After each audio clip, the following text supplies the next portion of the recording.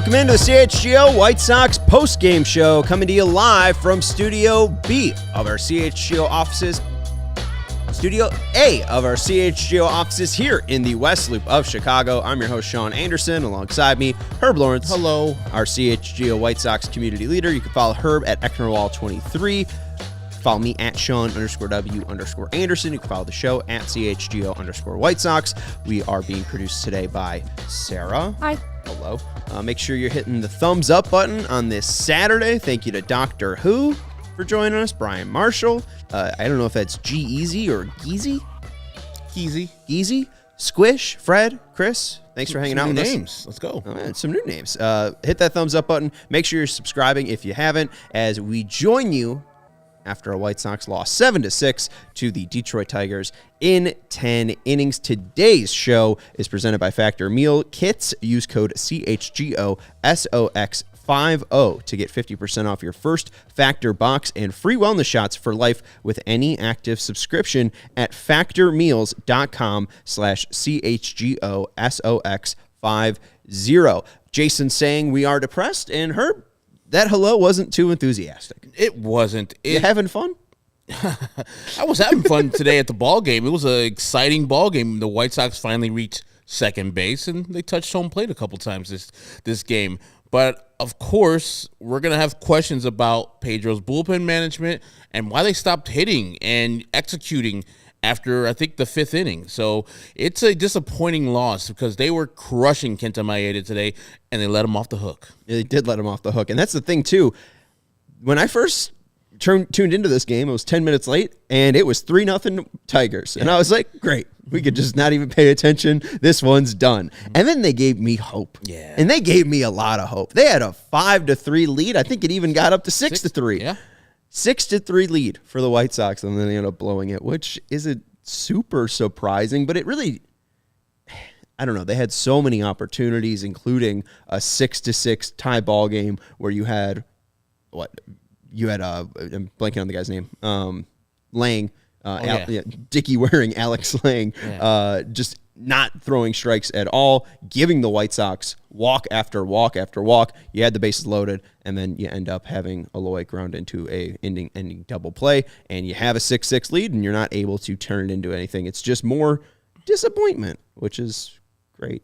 I didn't know I could be disappointed more and more. Yeah, like after that hot spring, and spring stats are neither here nor there, you would think that Eloy would come into the season with a little bit better execution. He was bad today. Absolutely horrendous today. And the bat that was before Luis Roberts in that inning where Yoan Moncada, I think he had a 3-0 count on him, then 3-1, and he's swinging 3-1 at a curveball that's not in the zone. As you said, Dickie wearing Alex Lang was everywhere but the strike zone, and then eventually Yoan strikes out there. He wants you. He is willing to give you that walk. Take it. Put the bat in your shoulder and take the walk. Remember, you have the guy that just hit 2 home runs right behind you. And I won't go hard too much on Yoan Moncada, but that execution, that process, that execution was terrible for him. You need base runners there. You need to get your guy behind you on. And we'll get to him, in Luis Robert Jr. is a star, and he's going to be a superstar.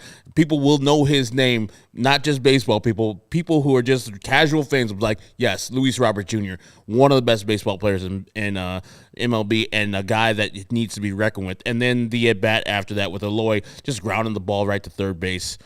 We don't need that. Bases loaded, elevation. With 1 out, elevation. You're in that spot, in the 4th spot, to hit the ball in the goddamn air. What are we doing? What's Herb's favorite U2 song? Elevation. elevation. Exactly. I knew that. I didn't have to ask it. Well, actually, it's bad, but I didn't want to say that. And he is bad. You think Elevation's bad? No, my favorite U2 song is bad. Oh, gotcha. Okay. Yeah, I hear you on the elevation point. I hear you even on the the chorus and the background vocals. So it's pretty good. Ooh. The 3-0 count though is frustrating that Moncada ends up striking out in that situation because Maldonado before him walks, Benintendi before him walks. You get into a 3-0 count and you're just not able to capitalize. And then even behind him too, Robert's able to walk. And honestly, I think obviously the home run's huge. The 2 home runs that he hit are huge. The single as well was nice from Robert Jr. A lot of hustle from Robert Jr. as well today. Made a great defensive play, as you mentioned, in the 9th inning. It is frustrating from Moncada having that strikeout there, but we know how disgusting Lang is. Yeah. And I do just want to give some credit to him because those last 2 pitches that he did get him swinging at were fairly disgusting. Like, he found the pitching there, and I think once he got to Robert actually made him throw strikes. Like, Robert was like, if you're not throwing me a fastball, I'm not swinging at all. And I think that was huge growth there from Robert. So, if anything, I get the frustration from Moncada because you think that he has that, what's it called, that profile to walk more and to be the guy in that situation to walk, and him not drawing that walk, obviously frustrating. But Robert to then, when Lang has found it, to be able to lay off all of those curveballs, I think that's huge for Robert Jr. That inning, obviously frustrating. Any other major frustrations before we get into the excitement around superstar Luis Robert Jr.? Yeah, it started off, as you said, 3-0, and the first hit was a broken bat, what I thought would have been a double, and it looked like Dominic Leone. I was going to say Dominic Leone. Dominic Fletcher misplayed that ball. After all this talk about defense, I'm like, what's going on in that first play? And then, like, Soroka didn't have it initially. He couldn't find it. And then he settled in and eventually gave up that home run late to Canna, but Canna had a day. But you can't be too mad at Soroka, but I was kind of miffed about how Dominic Fletcher played that first ball. It didn't go down as an error. It was just I think he got too close to the wall, and it's his first actual game playing at guaranteed rate, so I'll give him a little leeway. But, if you can't preach defense, and get this guy, Dominic Fletcher, for defense of purposes, and then his first play, his first chance, it looks like he kind of mishandles it. Yeah, not great from Fletcher in his first game, but 2 standout performances for sure. One, I want to give a shout out to Corey Lee because we were talking about that 7th inning. He ends up pitch running for Maldonado. Then with the Benintendi walk, he gets on second base. One of those pitches, I think it was the last one, gets into the dirt, gets away from the catcher on the Tiger side, and he ends up getting to third base. Didn't mean anything because the White Sox weren't able to drive him in, but heads up base running from Corey Lee. It was nice to see him. That's what you need. And also, another thing I had a problem with is, and I know we're probably going to get more in depth and we'll talk to Vinny about what Pedro said about this, but Dominic Leone pitched on Thursday. He pitched all right in the 9th inning of Thursday's game. And then you bring him back today. You have a person in Steven Wilson who you acquired. Would have been a better person at the 6-4 lead at the time you had. I understand he was probably trying to set up something, but you can't set up something if you don't have that lead. And I think it was time to shut down the Tigers right there at 6-4. They had already had that home run by Canna the inning before, I believe. And then now you just had to stop that momentum.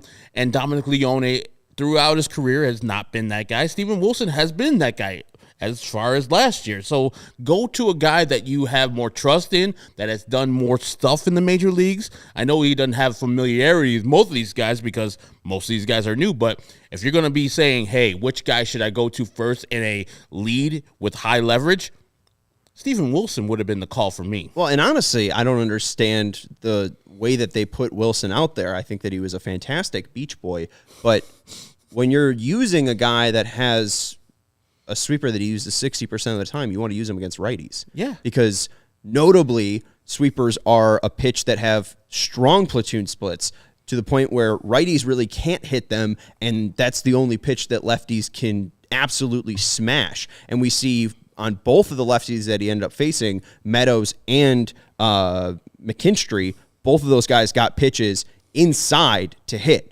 And I think both of them were sweepers that they were just, a little bit too early on and ended up pulling foul. I don't love even the way that they rolled out this bullpen because you mentioned Leone, but I don't even think that they put Wilson out in the best spot. I would have rather seen him up against righties, especially, you see what Riley Green does and Mark Canha does to Dominic Leone. Hey, let's see what Steven Wilson could do. And, you end up using Davey in the 10th. I would have rather seen him than Leone today. So I'm not in love with what happened today, but let's recap the game. Then we'll take a break, and then we'll get into more of what pissed us off and what made us happy, especially with Luis Robert Jr. In the top of the first, Parker Meadows tripled to right, and then Spencer Torkelson drove him in later on with Riley Green getting on by a walk and Kerry Carpenter getting on by a single. Mark Canha drove in both Green and Torkelson, making it 3-0 at the top of the first But that was a good play by Dominic Fletcher. The single right there by Canha, he throws out the runner trying to advance to third with a cannon of a throw. It was great. So, I mean, he's young, he's a young 26.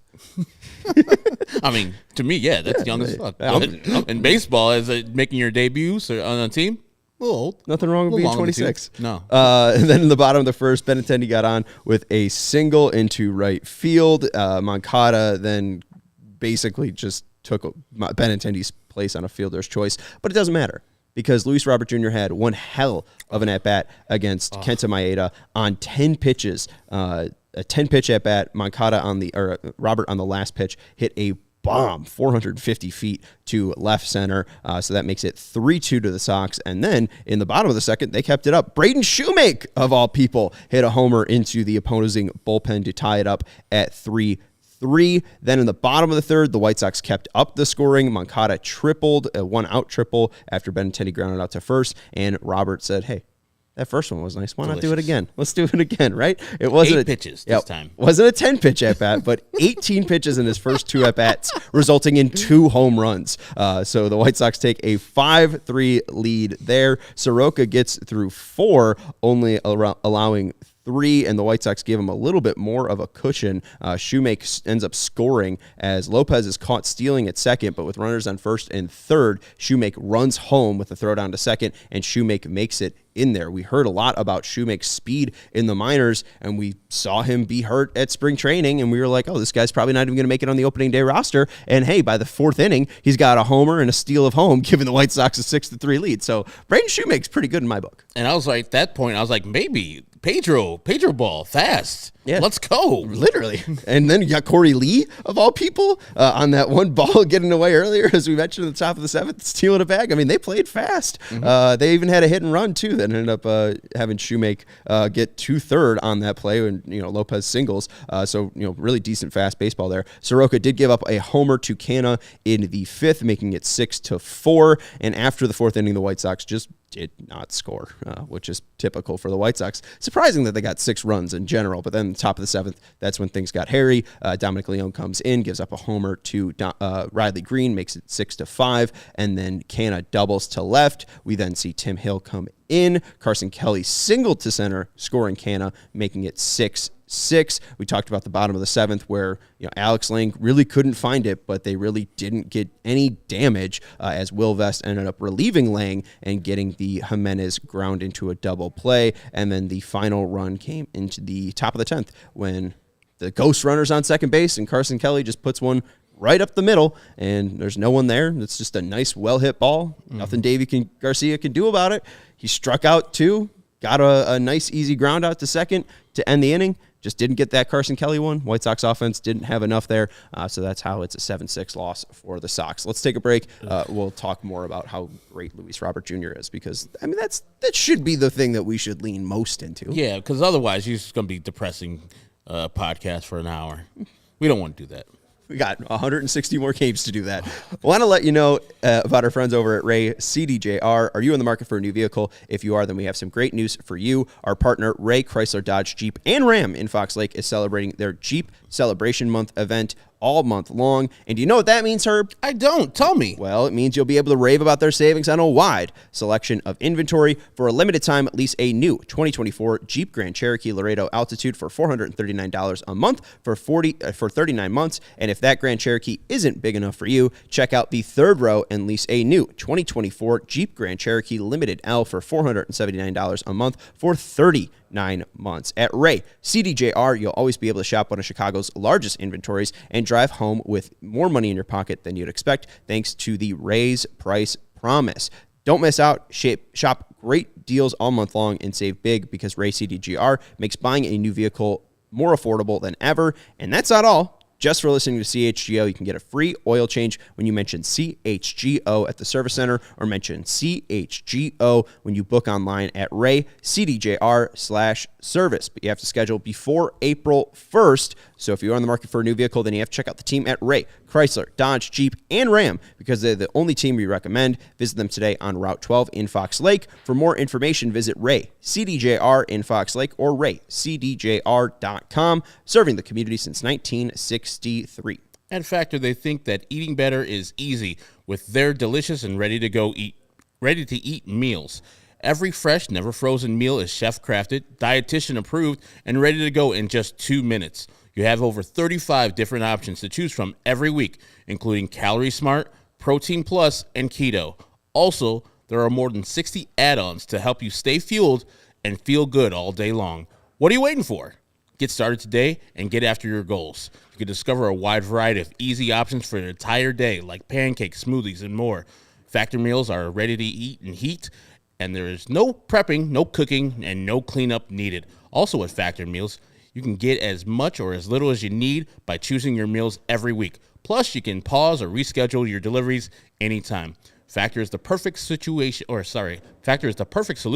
if you are looking for fast, premium options with no cooking required. We've done the math. Factor is less expensive than takeout. Every meal is dietitian approved and nutritious and delicious.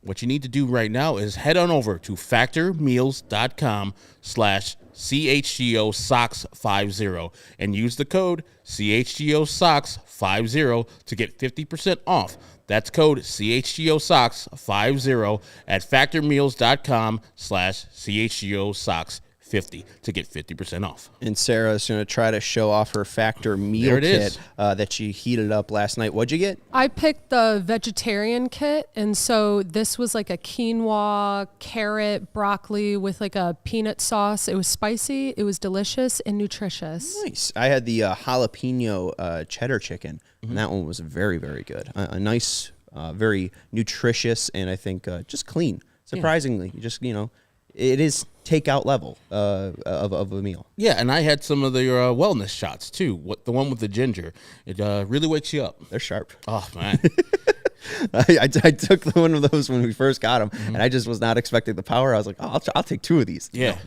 one will keep you well. Yeah, just do that daily. All right. Got a couple comments that I want to get to. Just want to quiz her real quick. First off, Christopher Devine did say, logistical question. Do you guys do a pregame and postgame for every game? No. We don't do pregames that much anymore unless it's more of a special situation. We did opening day, but we just didn't see that there was a huge, real audience for the pregame shows. But we do a postgame show 5 days for sure each and every week. And I think right now we're in day 3 of 9 straight days of working. Yeah. So we'll have you covered for the next 6 days of White Sox baseball. Woo!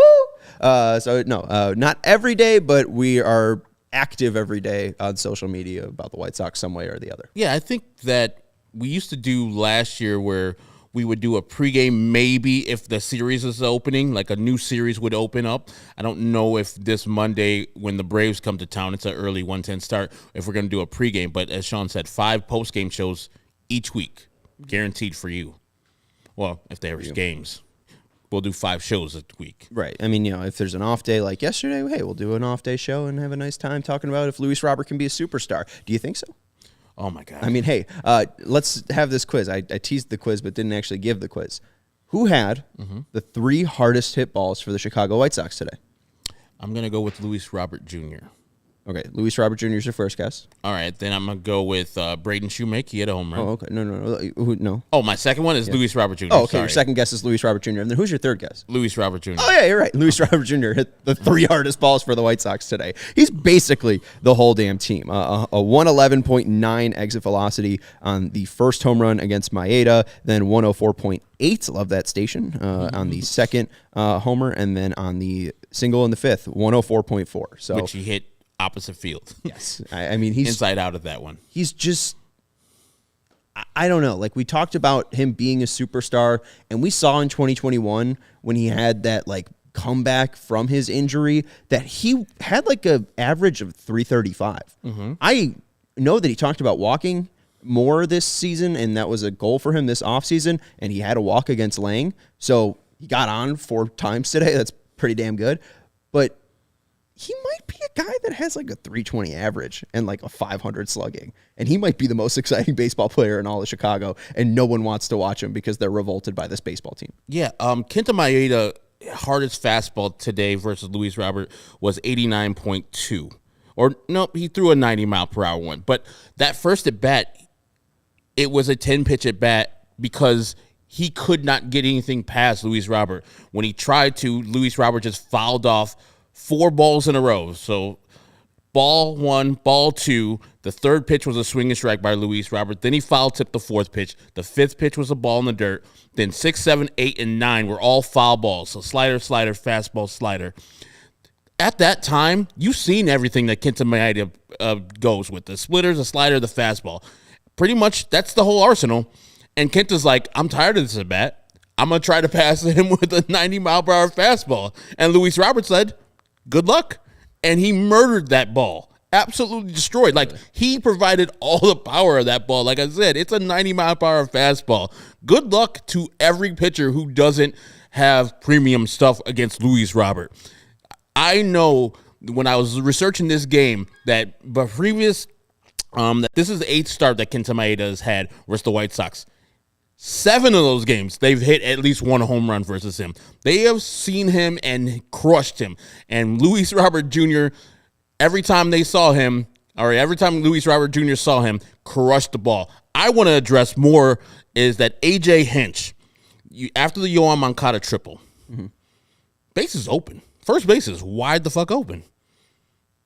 4. That's what you got to start doing to Luis Robert Jr. And that's why you got to have the step up from Eloy. That's why you got to step up from Andrew Vaughn, who I thought had a decent game today. You have to have those guys be dangerous as they usually are, because then you don't have people just pitching around Luis Robert Jr. Because people are looking at this game right now and they're like, okay, Yohan's all right. Andrew sucks, or Andrew Benintendi sucks. Eloy sucks. We're not going to let Luis Robert Jr. beat us. When he hit that home run, I just yelled at A.J. Hinch and Kenta Maeda. I'm like, that's 8 pitches versus him in this second at bat. You could have just walked him. It would have been quicker and much more effective for your team. It's just dumb. I hear you, like, for sure, but I guess that's why when you go into the 7th and he has that at bat against Lang, who has all this disgusting stuff, and he's spitting on pitches like that, I think that shows that I think people think that he would be an easy out. And I think you're just seeing the development of Luis Robert Jr., where he might be taking that next level from star to superstar. Like that's what I'm just saying. You have a 10-pitch at-bat and an 8-pitch at-bat where you're just uncorking. Like that 10th pitch, you're like, waiting for a fastball, he finally throws you a fastball, and you hit it 450 feet. And then the next one, you take him 8 pitches deep, and then you're doing the same exact thing. And then you have the great single going the opposite way. Like, he does just look like a different hitter. And I think that the former scouting report says we could probably get this guy with chase to chase out of the zone. Yep. And he said, no, I ain't doing that. Throw me a strike, see how far it goes. Like, I truly think it's just Robert growing. Hopefully we see managers get more afraid of Robert, and I think that would just show the signs of growth for him. Anything else, or you want to take a break? I'll take a break, but yeah, it's good to have him on the team because, as Bloney says, 2024 Sox, Luis Robert Jr. and a bunch of dudes. Yeah, he is the team. We're going to go talk about or talk to one of our teammates in just a second. We'll take a quick break, and then we'll go out to Guaranteed Rate Field and chat with Vinnie Duber. But first, we want to let you know about our friends over at Prize Picks. They're the largest daily fantasy sports platform in North America, and they are the easy and most exciting way to play DFS. It's just you against the numbers. Instead of battling thousands of other players, including pros and sharks, you pick more than or less than on 2 to 6 player stat projections and watch the winnings roll in. Football season may be over, but the action on the floor is heating up. You got Herb's team on tonight, and whether it's tournament season or the fight for playoff home court, there's no shortage of high stakes basketball moments this time of year and baseball moments, but get in on the excitement with Prize Picks, America's #1 fantasy sports app, where you can turn your hoops knowledge into serious cash. Be a part of the action on Prize Picks for both men's and women's college basketball, and you can now win up to 100 times your money on Prize Picks with as little as 4 correct picks. You can turn $10 into $1,000 with NBA, NHL, and college basketball entries today on Prize Picks, America's #1 fantasy sports app. And I think they're just about to tip off. We also have a Blackhawks watch party. So, hey, if you're going to be watching some college basketball, you're going to be watching the watch party and maybe pick a little over on or more on a Connor Bedard prop. Maybe you pick more on a shots on goal, yeah. An Illini prop, and there you go. And you watch the winnings roll in. But go check out Prize Picks, prizepicks.com/CHGO, and use code CHGO for a first deposit match up to $100. That's prizepicks.com/CHGO, and use code CHGO. Pick more, pick less. It's that easy. One of the things I did on Prize Picks, I think I did a more than 3.5 games with multiple home runs from Luis Robert Jr. We got one. Yep. 6th in his career. And hey, you mentioned him hitting Maeda hard. His first career home run was off Maeda. So July 26, 2020. Wow. Hey, full circle. Charlie the Bacon Guy is based out of Woodridge, Illinois, and he makes craft bacon and bacon jams for over 35 different flavors. Bacon and bacon jam are naturally cured, preservative-free products. No ingredients that Charlie can't pronounce himself involved in the process, unlike most store-bought bacon. Etherobate and sodium ascorbate, for example. Vacuum sealed and freezes perfectly. Bacon lasts in the package up to 60 days in the fridge, 1 week after the seal is broken, and 9 months in the freezer. Bacon jam lasts about 90 days in the fridge and up to 1 year in the freezer. But if you're freezing bacon in the if you're keeping bacon in the freezer, you're doing it wrong. I mean, you're supposed to be eating it and cooking it and enjoying it, especially that bacon jam. Just right out of the jar, just put it on your spoon. Check out the awesome merch, beanies, hats, t-shirts, stickers, or coffee mugs that Charlie has on his website. They have flavors for their bacon are maple pepper, chorizo, French toast, honey chipotle, Cajun, jardinera, raspberry chipotle, Maui Wowie, which I have those last two at my house right now. Bacon jam flavors are original, bourbon, mango habanero, and cherry jalapeno. Bacon jam goes perfectly on anything. Put it on scrambled eggs, toast, with or without jelly, crackers, burgers, grilled cheese, charcuterie boards, cinnamon rolls, pizza, or Charlie's favorite, the spoon. The Bacon Vault is got all the flavors that Charlie's made in the past. If it's not currently available, give Charlie about 2 weeks and he'll make it for you. Starting now, you can save 10% on your order at charliethebaconguy.com when you use the code CHGO at checkout. You can pick it up, which is the most efficient way for you. He can deliver it to you or meet you halfway, even ship it to you. He makes the bacon so you can bring it home. Follow him on Instagram at charliethebaconguy, on Twitter at CZTheBaconGuy. Email him at charliethebaconguy.com. No, sorry, charliethebaconguy at gmail.com. And his website is charliethebaconguy.com. Thank you, Herb. What's your favorite again? What's up? What's your favorite flavor again? Raspberry chipotle. Ooh, I don't think we had that one. Maui Wowie also at the house. I haven't tried yet. That was probably the best day of working here. We've been working here 3 years, and that will never be topped. And subsequently, the days after just lingered of bacon. There's still bacon in there. I don't know whose it is. If they don't come and claim it after a while, I'm just gonna fry it up. Do you have a George Foreman grill somewhere? No. We don't think we can put that in the microwave. No, I don't have an oven here. I had a former girlfriend who one time, I know we want to get Vinny on, but let me get this story in. Vinny's probably happily waiting and listening to this story. I had a former girlfriend back in the day. We woke up on a Saturday. She's like, "You want me to hook you up some breakfast?" I was like, "Baby, let's go. All right, let's eat." She put that shit in the microwave. damn near left right then. I mean, we broke up after a while, but that was probably the beginning of the end. She broke up with me, but, whatever. She probably saw the disappointment on my face when she put that shit in the microwave. Sorry for swearing again, but it was so disgusting. Rubbery-ass bacon, no. Store-bought bacon and eggs in a cup that just, rose up. I was like, what are we doing? I think, honestly, microwaves have gotten a lot better since 1980, so maybe you should try it again. What do you think I'm dating? How old do you think I am? What the hell, 1980? Let's go out to Guaranteed Rate Field and chat with our guy, Vinnie Duber, our CHGO White Sox beat writer. Hi, Vinnie. How are you? What's up, guys? We're feeling a little loopy. I can kind of predict what Pedro Grifol probably said about this game, and I don't think he's wrong. I think that there was probably a lot of hearkening about the effort that we saw from this team today. Am I wrong? I mean, yeah, but I was a little, I don't know if surprised is the right word, but I mean, this was a game in which the White Sox did a lot of good things, right? And so, I mean, for a manager, and I'm not just talking about Pedro, a lot of managers do this all the time, look for the positives, talk about the positives, hammer home the positives. He didn't seem too happy. I think that, one thing he did say was these are 2 games, and it's only been 2 games, but it's 2 games that they probably could have won, and maybe you could argue should have won. So at least today's with the way that they played. So, yeah, I mean, I think everybody's expecting him to be the rah-rah, hey, let's go talk about all the things we did well. Who cares what the result was? No, he cares what the result is, and I think he saw a game that the White Sox should have won, and he was a little irritated about that.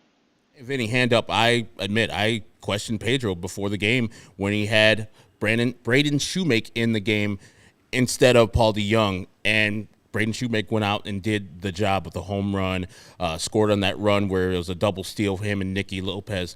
But what did Pedro see pregame that he told you guys about Braden Shoemake that made him want to put him in the game today versus Kenta Maeda?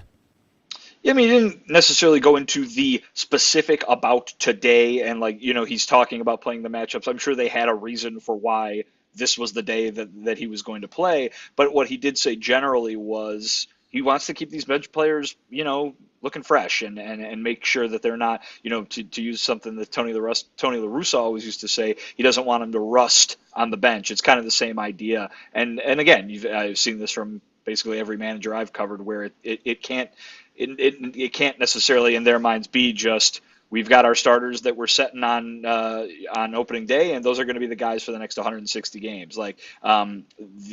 Pedro's reasoning was that he wants these guys to not have to necessarily, go from sitting cold to in the game when they need them to. Right, when there's an injury or a pinch hit opportunity or something like that. So the way that you do that will be to make sure that these guys are playing on a fairly regular basis, a relatively regular basis. So, but listen, Shoemake, in regards to him specifically, Pedro said that they loved what he did in spring training, and I think that you're seeing an example of a player who does all the things that Pedro wants to see his players do. He was complimenting his defense at playing multiple positions, complimenting his ability to run the bases, and heck, we saw it today, right? So, I mean, even after the game, Shoemake himself said, yeah, it was good to hit a home run, but I'm not a home run hitter. I'm not necessarily, going up there and making that why I am valuable to a team. He's a guy who wants to do all that other stuff that's asked of him, and I think you saw that in some of the base running today. He talked about having the players at the bottom of the lineup kind of taking pride in the base running because they want to set things up for the guys who, do the swinging at the top and the middle of the order. So I think Shoemake probably has not just the attitude but the skill set that Pedro wants to see from a lot of these guys, and A, that's why he made the team, and B, that's why he's already getting some run here in the first couple days of the season. He might not be a home run hitter, but I don't think he's upset, too, that his first hit is a home run, too. I mean, hey, I'd take it. Shoemake, though, we saw some fast play. One of them was, Lopez getting thrown out at second, but Shoemake able to score a run. Do you call that stealing home? Yeah. So he wasn't credited for a steal of home. The idea was that he went once the ball was thrown. It's splitting hairs, I guess, if you want to, because that play is probably called, right? They're probably calling both you guys go, if you want to boil it down to the simplicity. But in terms of the official scoring, not given a steal of home on that play. he ran home and scored, which just Correct. sounds lame. I think you get the gist if I say steal, y'all. So not an official steal of home for Braden Shoemake, but Heads Up Baseball was able to get that run. We also saw Corey Lee advanced on the wild pitch that Moncada ended up striking out on. We saw even a hit and run too. Lopez moved Shoemake to third in that instance before they ended up having that double steal there, or so-called kind of double steal. Did Pedro talk a little bit about seeing that play, manifest itself a little bit more? They were actually able to get people, past second base today. Yeah, he said that he is seeing a lot of the things that he does want to see and that he saw positives today. Now, obviously, again, it's such a small sample size. All you got to do is dial it back to Thursday when you hardly saw any of that because they weren't on base at all. They didn't have a chance really to play that way. But there are other parts of this, you know what I mean? Obviously, when you see the stuff on the base paths, that's obviously kind of the most obvious. Oh, that's different than what we've seen from the White Sox in years past. But, I mean, think about the number of pitches that Luis Robert Jr. saw today. That is part of what Pedro Grifol has said is being aggressive, right? That you're putting pressure on the opponent. What I saw, as an example of the way that they want to play, Luis Robert Jr. walks in that at-bat with, or that plate appearance, rather, against Alex Lang. He goes to first base, and the pitcher's like, this guy might steal on me. So he throws the ball over to first base, and it ends up going for an error. Robert makes it down to second base. That's not a steal, right? It's an error on the other team. But the idea is it's kind of a forced error by Luis Robert Jr. by just having that as part of his skill set. The threat of being able to do that, and Luis acknowledged after the game that that's something that he's trying to do. The threat of being a base stealer is sometimes just as effective, if not more so, as being a base stealer. But of course, yesterday he told us he also wants to steal some more bases too. So this is part of all of that. Pedro shouted out Moncada, busting it for that triple. I think that there's a lot of examples today of what Pedro wanted to see, and just because it's maybe some of the other ones are a little more subtle, but I think that you saw a lot of it today. Didn't equal a win, just kind of as we've been talking about. But if they can continue to play like that, that'll be a very positive sign. I already saw, I think it was when I tweeted, about the play you were talking about with Shoemake going home on the Lopez stolen base attempt, rather. I'm getting some tweets that say, oh, wow, this is more entertaining. This is something to watch. I mean, literally, this is game 2. And after not everybody, but plenty of folks rolled their eyes over all the talk over the offseason. Oh, it'll be more fun to watch. You've got people kind of opening their eyes and saying, oh, I noticed that. That's something a little bit more entertaining. That's a different style. So, again, it's going to be about consistency. They're going to have to do it on a daily basis. And like we saw Thursday, they're going to have to get on base in order to do it in the first place at all. I brought this up on Thursday. I'll ask Herb first, and then Vinny, if you have any response, feel free to just tag along at the end. 19-30 last year in one-run games. So we talked and heard a lot about this team wanting to be more respectable, play better defense, have better pitching, and be in more games. 2 one-run losses. What do you make? Is that them hanging in games or just not being good enough to finish? Are you looking really half glass full, half glass empty? Like, what is the outlook after losing 1-0 and 7-6? You're not able to close out the game, but you're technically still in it the whole time. It's a tough one to answer because moral victories and taking things like that are going to be part of this year because we know the team's not going to be good at all. So, yeah, it's better to lose close games than get blown out, which looks like it might be happening Monday through Wednesday of next week when the Braves come to town. So, yeah, it's good to stay with the Tigers, but it's also disappointing when you have a 6-3 lead and you lose that.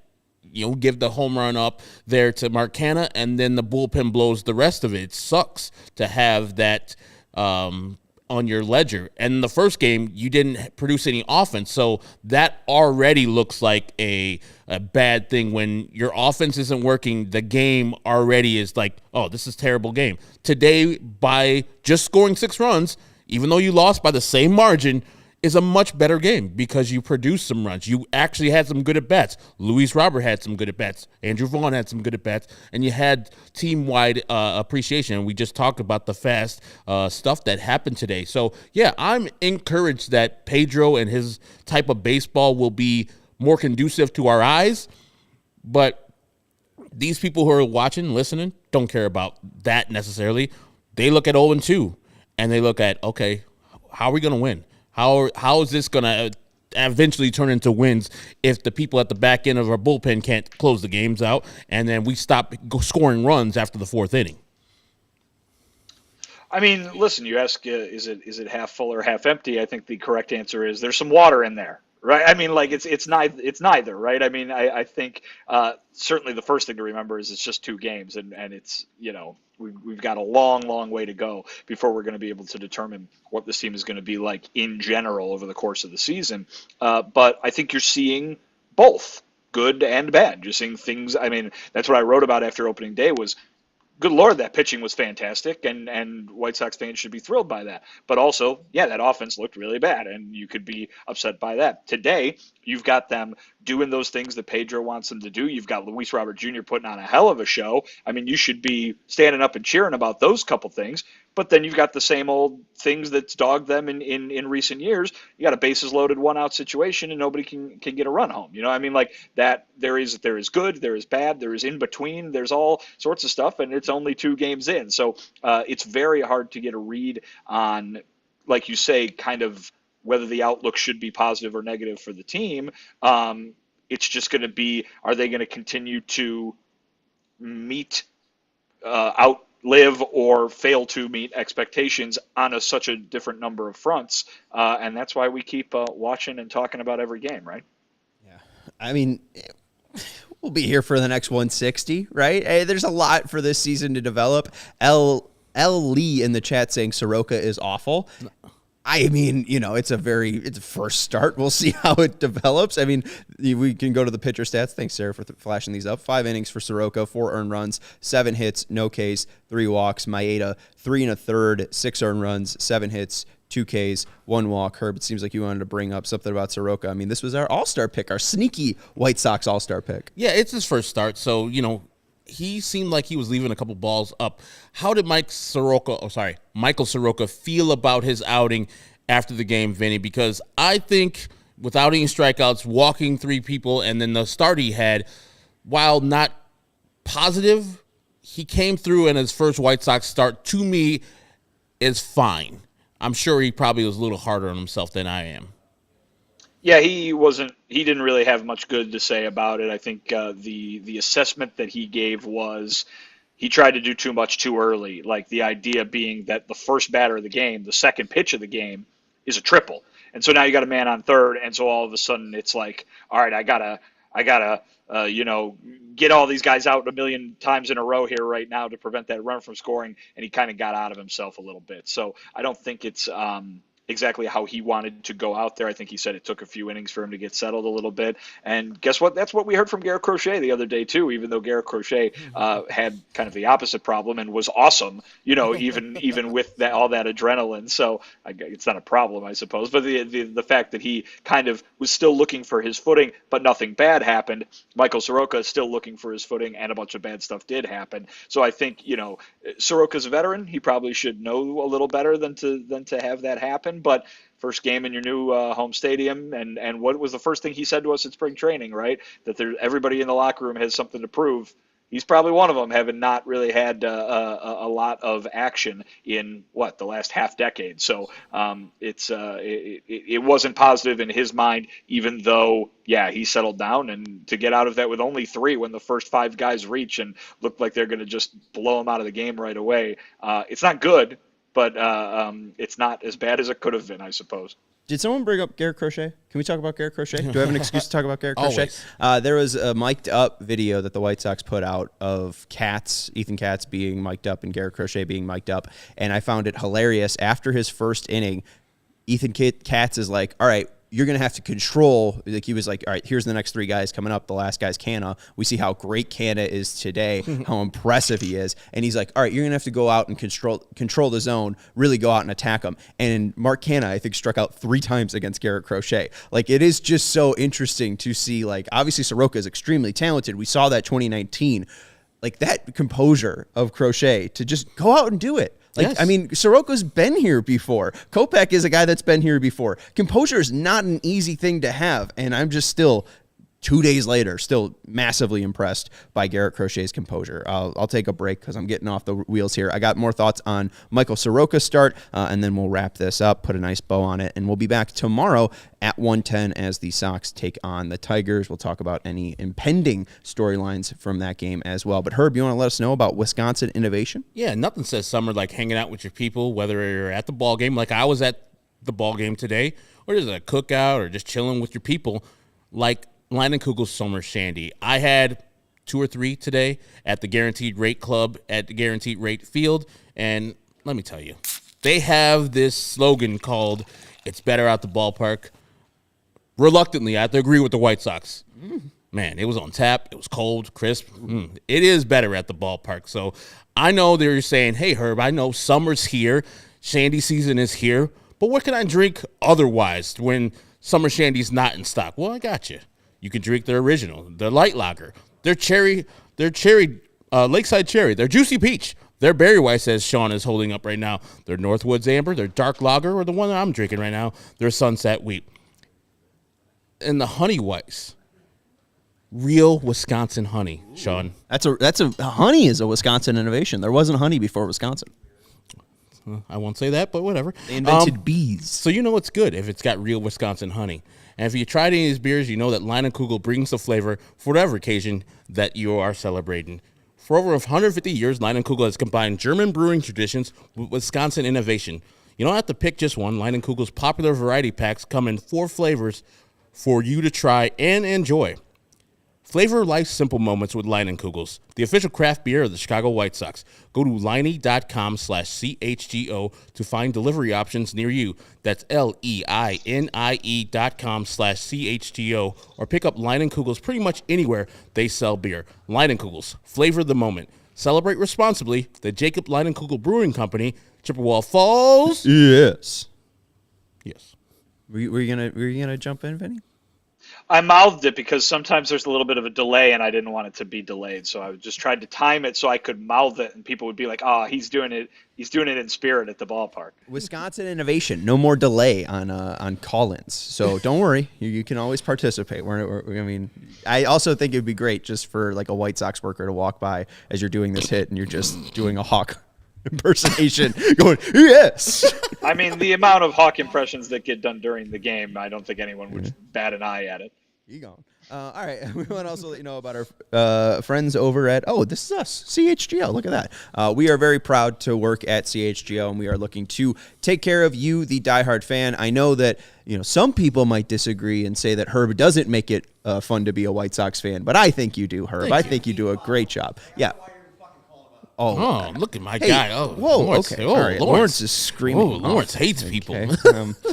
Anyways, we make it fun to be a Lawrence. Yeah. Off camera, you'll see him. We make it fun to be a fan. Thanks, Lawrence. We had fun over at Ballpark Pub on opening day where we did the live pregame show, got to meet a ton of diehards there and, see the community that we're trying to grow. And we see a ton of new names in the chat. So if you haven't subscribed yet, make sure you're subscribing. Hit that like button. We also got merch over at chgolocker.com. You can become a diehard as well. Vinny puts out a weekly newsletter about the White Sox on Monday. And now that it's the start of the season, that is behind a paywall. When you sign up you get a choice of a shirt at the CHGO Locker. We got 2 brand new opening day releases with the Sunday Fun Day one and the Defend the Southside one, along with the Chicago collection that dropped earlier this month. So if you are looking to elevate your fandom, become a diehard today, check out allchgo.com. And we have takeovers coming where you get to go to the ballpark with us on May 27th. We got the 1:10 game against the Blue Jays. On June 24th, we got the 7:10 game against the Dodgers. And then on August 9th at 7:10, we have a firework game with the Chicago Cubs. So if you are looking to have some fun with us, come out to a takeover, head over to the link in the description, and you can buy a takeover ticket today. You can also buy a pass where you get one of the opening day shirts and you get to come to all 3 takeovers. So if you are looking to just buy them all at once and get a shirt, I think you get a discount as well on going to all 3. So go check out the link in the description. So it's fun to be a fan. It's fun to be a part of CHGO. So if you are looking to support us, check out the link in the description. Michael Soroka, I want to bring up that mainly he's been a sinker guy throughout his career. Threw mostly his slider today, 23 sliders out of 77 pitches, 21 four-seamers. That's a new pitch for him or a newer pitch that he's relying more on. 18 sinkers and then 15 changeups. I think the biggest thing is his velocity wasn't really there, down about a half tick, 0.5 miles per hour from where he was last year, and just wasn't getting whiffs today. He's not typically a whiff guy, but he usually gets more than 3 on 29 swings. And I think the biggest thing is just they were pretty meatballish when they weren't, balls, basically. So I think that he can be sharper. I think that there is a higher ceiling for Soroka. A little bit of a colder day, and there's probably obviously some jitters and some anxiousness that starts when the first guy triples, and it seems like he settled down a little bit. So this isn't the best first outing for Soroka. I don't think this is what he wanted, but we'll see how his outings develop because he is working with a new pitch mix, and we did see him be extremely effective in spring training. And luckily for him, his next start won't be versus a former team. His next start will be versus Kansas City Royals. He'll downshift a little bit and just chill out with the Royals instead of facing that fucking Braves thing. That is dumb. His former team, just everyone else's former team. Oh, yes. Yeah, right. Everyone else is a Royal. All right. I had one comment that I wanted to get to, too. Sox Hap saying, we can't even draft higher than 10th in 2025 thanks to the new rule. That's the one thing that I am just a little bit worried about. This team's now 0-2. If we are predicting them to be, one of the 5 worst teams in Major League Baseball, it's not going to be super helpful for their draft positioning. I know that there hasn't been a comment on that so far from either Chris Getz or Pedro Grifol because you're just so early into the season. But I know that's on a ton of White Sox fans' minds, and we see how important this draft could be. If they had a top 5 pick, they'll have a top 5 pick in 2024, but they possibly could get a guy like Chase Burns, who's just an absolute ace with the top 5 pick. Like, this team could be rewarded for being bad, and it doesn't seem like they will. That's what you're looking at right now with the Baltimore Orioles is why you do the, being bad for a while. They had top picks from being bad and losing 100 games. You had brought them up. They had lost a consecutive 100 games like in 2017 and 18. I think it was 17, 18, and 19. And so this is what you get. You get all the good players that they have on their team, and now they're ascending to the top of the AL East. The White Sox won't have that luck because, as Sean says, the dumbass rule where you're a big market team, you can't pick in the lottery 2 years consecutive, and you get kicked out to the highest they can pick is 11. It's bad. Even though they're going to be really bad this year. I know those Oakland A's are going to be worse than them, but that's the only team I know that's going to be worse than them. So the Rockies. I don't know, man. Oh yeah, they are in a tough division. That's a real tough division. That's a good point. So those Rockies and those A's, but we got third locked down. No one's coming for third to worst. Yeah. Hey, take that. All right. Any other storylines that you think we're missing, Vinny? We obviously have a game tomorrow that we'll be able to recap and react to. Hopefully the Sox can get their first win. But anything from today's game that you think we might have not touched on? Just a kind of a fun nugget from Luis Robert Jr., who said, as we talk about his continued evolution, said, some of the homers and certainly some of the at-bats, the lengthy at-bats and laying off pitches that he was able to do today, the product of a specific drill he was doing during the offseason in which he would focus on 1/4, he was using the word quadrant, 1/4 of the strike zone. And unless the pitch was there, he wouldn't swing. That was the drill he was doing. So apparently that's helped him out now in practice. And not only does it pay off in terms of not swinging at balls, but it allows him to swing at the pitch that he's expecting to and hit it 1,000,000 miles an hour like he did twice today. I'm assuming it's. Did he talk about what quadrant it is? Like, is he just looking to look at anything up? I would imagine it rotates. You're doing. Pick a quadrant and don't swing at anything outside there. Then pick a new one. Then pick another. Yeah. Got you. It's a drill. It was a drill, not an approach. Yeah. Got you. I didn't know if you were saying like he was looking down and in all the time when he was going up against someone. You're like a rotating quadrant where he's trying to be my guess. Yeah. Okay. All right. Cool. No. Good clarification there. Hey, I mentioned it when you were talking about it. Like, obviously the Moncada strikeouts, disappointing because he is a guy that has the profile to walk. But Lang's got some nasty stuff. Those last 2 pitches that he swung and missed at were fairly nasty, and Lang ends up throwing the same nasty stuff to Robert. And hey, seemed like the drill paid off. The guy got on base 4 times today. So and he started off that at bat with 0-2. Yeah, also, right. Like he swung at those pitches and it was 0-2, and he drew a walk from there. Like that probably 450-foot home runs are great, but you're going against Kenta Maeda. That was probably the best at bat he had all day, the walk he had right there versus Lang. We also saw, obviously, Braden Shoemake get his first MLB hit. Wasn't his major league debut, but we did see Jordan Leisure come out. Any talk after the game for Jordan Leisure? It was kind of a run-of-the-mill. Nothing really happened. Walked a guy. I think let up a hit, struck out a guy. Kind of Michael Kopech of Jordan Leisure, if we can make a joke. Any talk, though, on Leisure's debut?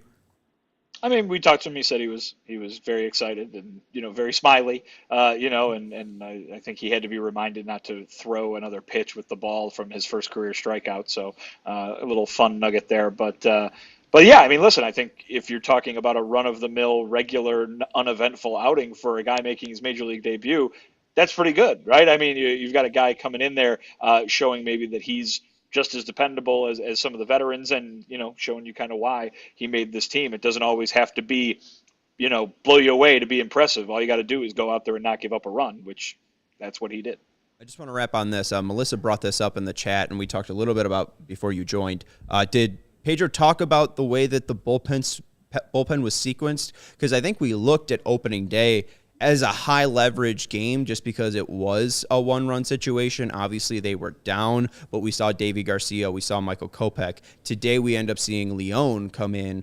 We saw him come in the ninth on opening day, but we saw him come in the seventh. Not the best outing for Leon, but any talk of how the bullpen was deployed? Because I don't know if Herb and I were the biggest fans of that specifically.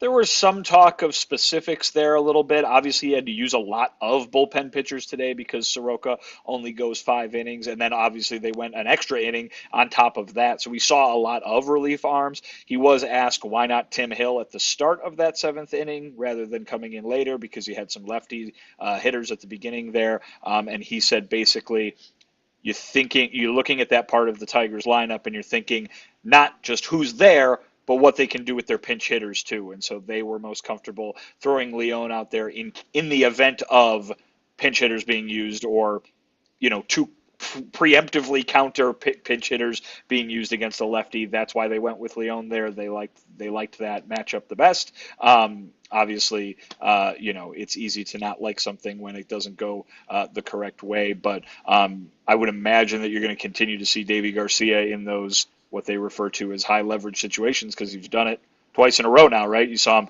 in the 1-run game on Thursday. You saw him in the extra inning today. So he seems like a guy who they're confident in late. But you're going to see a lot of different guys. Obviously, John Brebbia came in to pitch that 9th inning. I think he's a late inning guy. Steven Wilson, Tim Hill. You're going to see these guys kind of utilized all over the place, I think. Yeah. Wasn't it in that 9th or that inning that Leon came in, the lefty that we're referring to is Riley Green. They're not taking him out. I don't think if Tim Hill goes in the game. I just have a qualm with that because he's their 3-hitter, right? Yeah. So they're not taking Riley Green if Tim Hill comes in the game out for a lesser hitter than him. So I just have I'll have a Carpenter's a lefty too. He was behind him. Disagreement there with Pedro and how he utilize his bullpen there, and then his explanation of what happened there. Yeah, and too, I mean, I don't want to get too dorky, but just even, I brought it up earlier, like Steven Wilson going up against 2 lefties as well, where he throws mostly sweepers. Like, sweepers are pitches that get hammered by lefties, and they get righties out. So, I mean, that's the way they chose to deploy the bullpen. I didn't like it. We'll see how that unfolds. I mean, there's nothing really we can do about it. That's going to do it for the CHGO White Sox postgame show. We'll be back tomorrow after tomorrow's game. Starts at 1:10. The pitching matchup is Jack Flaherty versus Eric Fibby. Forgot he was a Tiger. No, did you? Yeah. Okay. He was a Cardinal. He was an Oriole. Oriole. Yeah, Jack Flaherty. I feel like he was back. Blue Jay. Yeah. Now he's a Tiger. him and Ethan Katz going to do their secret handshake. Yeah, probably. I think Lucas Giolito's probably off, right? Maybe I think he still lives in the city. Yeah. He'll come visit his friend. Max Fried's coming to Chicago at some point. Maybe he's got the day off. Maybe we could just reunite Harvard Westlake. Anyways, that's Vinnie Duber. You can follow him at Vinnie Duber. He's our CHGO White Sox beat writer. That's Herb Lawrence. You can follow him at ActorWall23. He's our CHGO White Sox community leader. And I'm Sean Anderson. You can follow me at Sean_W_Anderson. Thank you to Sarah for producing the show. And you can follow us at CHGO_White Sox. Make sure you're hitting that thumbs up button and subscribing to the CHGO Sports YouTube channel. We will talk to you tomorrow after the game. Goodbye. We all silly like the mayor.